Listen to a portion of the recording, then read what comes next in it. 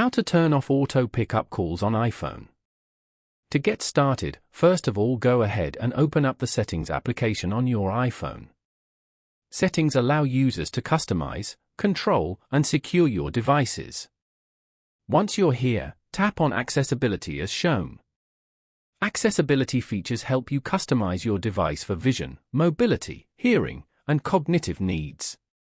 Now, go to the Physical and Motor section and tap on Touch. Here, scroll down to the very end and tap on Call Audio Routing. Then, tap on Auto Answer Calls at the very bottom. On this page, turn off the Auto Answer Calls switch at the top. Now, your iPhone will not take calls automatically. Following these steps, you can easily turn off auto pickup calls on an iPhone. Thank you for watching. Please leave a like if this tutorial helped you, or leave a comment below if you have any questions related to the video.